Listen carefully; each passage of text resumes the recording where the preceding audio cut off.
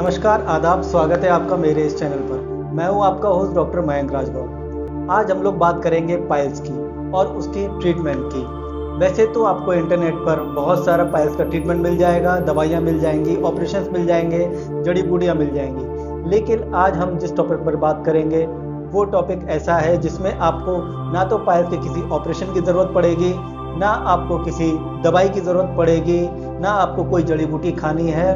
बस बहुत छोटा सा सिंपल सा तरीका है जिससे आप बिल्कुल ठीक हो सकते हैं। 100 में से 70 पेशेंट इसी तरीके से ठीक हो जाते हैं। डॉक्टर इसको प्रिस्क्राइब करते हैं। बात करेंगे हम लोग सिर्जबात की। क्या होता है सिर्जबात, कैसे करते हैं इसको, आपको किन किन चीज़ों की ज़रूरत पड़ेगी, कितनी देर तक करते हैं और कितने दिनों तक करना है, ये सारी जानकारी जानने के लिए मेरे वीडियो को लास्ट तक जरूर देखें। सिर्जबात को समझने के लिए सबसे पहले हमें समझना पड़ेगा पाइल्स क्या होता है। देखिए, इंडिया में बहुत बड़ा मिथ है कि ज़्यादातर लोग यही सोचते हैं कि अगर लैट्रिन के रास्ते में या मल द्वार पे कोई भी दिक्कत होती है, कहीं भी ब्लीडिंग होती है, तो हर बीमारी को इंडिया में बवासीर समझा जाता है, पाइल्स समझा जाता है। लेकिन इसमें बहुत सारी बीमारियां होती हैं। अगर किसी को हल्का सा भी पेन हुआ ड्यूरिंग डिफिकेशन, मतलब लैट्रिन करते टाइम किसी को अगर दर्द हुआ या हल्की सी ब्लीडिंग आई, तो सबसे पहले आदमी का सोच यही होती है कि मुझे बवासीर जैसी कोई दिक्कत हो गई है।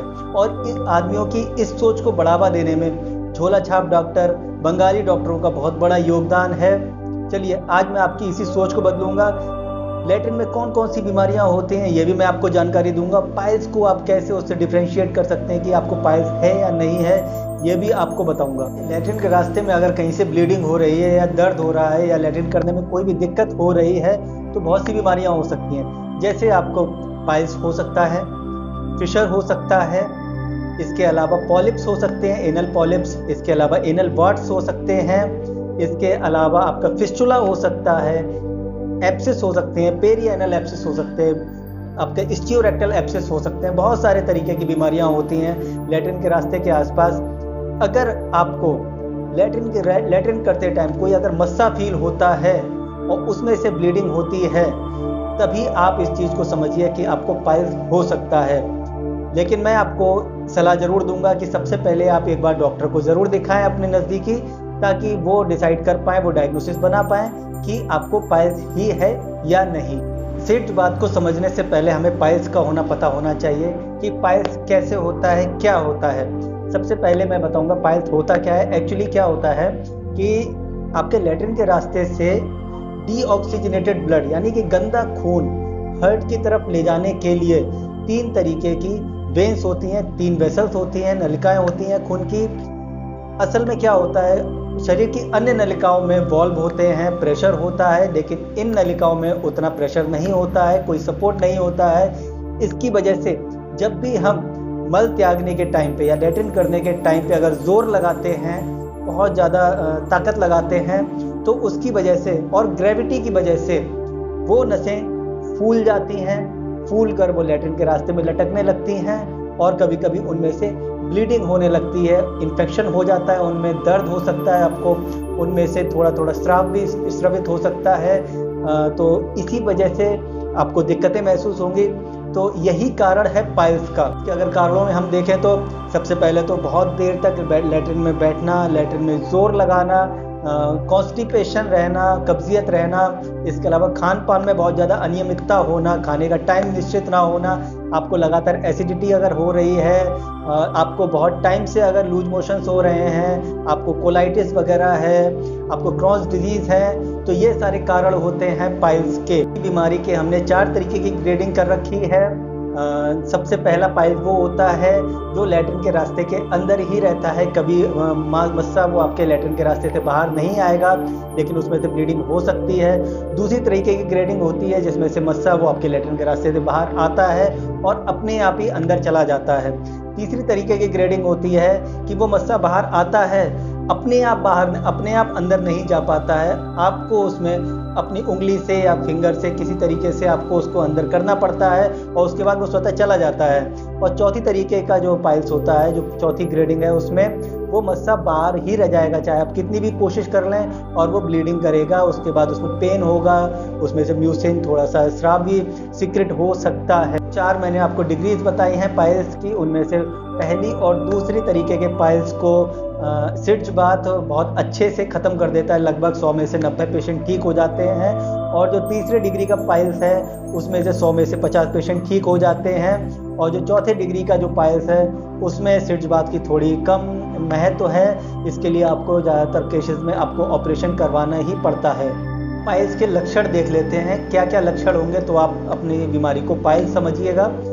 सबसे पहले तो आपको मस्सा फील हो सकता है। इसके अलावा ब्लीडिंग हो सकती है लैट्रिन करते टाइम, एकदम पिचकारी जैसी छूटती है अगर आपको पाइल्स है तो। और इसके बाद आपको खुजली हो सकती है आपके लैट्रिन के रास्ते के आसपास। अगर आपका मस्सा बाहर आ गया है और उसमें सूजन आ गई है तो आपको दर्द भी हो सकता है। समझ लेते हैं हम लोग सिट्ज बाथ को, क्या करता है सिट्ज बाथ और क्या होता है। एक्चुअली सिट्ज बाथ में एक गर्म पानी के टब में हमें बैठना होता है कम से कम 15 मिनट तक। एक्चुअली क्या होता है, गर्म पानी उस जब हम लैट्रिन के रास्ते की सिकाई करते हैं एक तरीके से आप समझ लीजिए, तो वहाँ की जो नसें हैं वो लूज़ हो जाती हैं और ब्लड का सर्कुलेशन थोड़ा सा फास्ट हो जाता है। तो जो पेन हो रहा है, जो इन्फेक्शन हो रहा है, मस्सा जो बैठा हुआ है वो मस्सा धीरे धीरे करके कम होने लगता है। अब हमें सिट्ज बाथ कैसे करना है, क्या क्या ज़रूरत होगी सिट्ज बाथ के लिए। आपको सिर्फ एक टब लेना है, उस टब में आप गर्म पानी भरेंगे। उतना गर्म पानी भरिए जितने में आप बैठ सकते हैं, गर्म उतना ही होना चाहिए जितना आप सह सकते हैं। इसके अलावा आपको या तो आप बीटाडीन यूज़ कर सकते हैं, बीटाडीन सॉल्यूशन, या आप थोड़ी सी फिटकरी ले सकते हैं, फिटकरी उस पानी में डाल दीजिए। या आयुर्वेद में आपको बताया गया है पीपल, बरगद, अर्जुन, इन सब की छालों का भी आप इस्तेमाल कर सकते हैं। उनकी छालों को खौला लीजिए पानी में, उस पानी में भी आप बैठ सकते हैं। कम से कम आपको 15 मिनट तक बैठना है। आप अपने अंडरवियर्स को उसमें उतार दें और बिना अंडरवियर्स के बैठें कम से कम नहीं तो 15 मिनट तक। और ये प्रक्रिया आपको लगभग करनी है 15 से 20 दिन। और आप देखिएगा कि 2 से 3 दिन के अंदर आपको बहुत ज़्यादा असर महसूस होगा।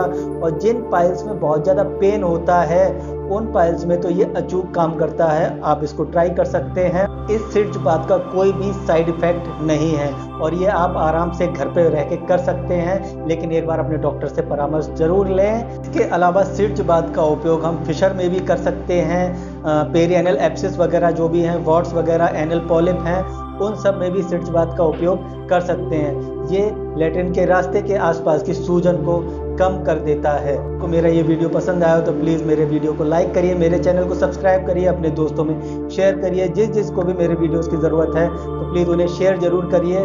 अगर आपको कुछ भी पूछना है, कोई भी क्वेरी है तो आप नीचे कमेंट सेक्शन में जाके कमेंट करिए। मैं कोशिश करूँगा आपकी प्रॉब्लम को सॉल्व करने के लिए। Thank you.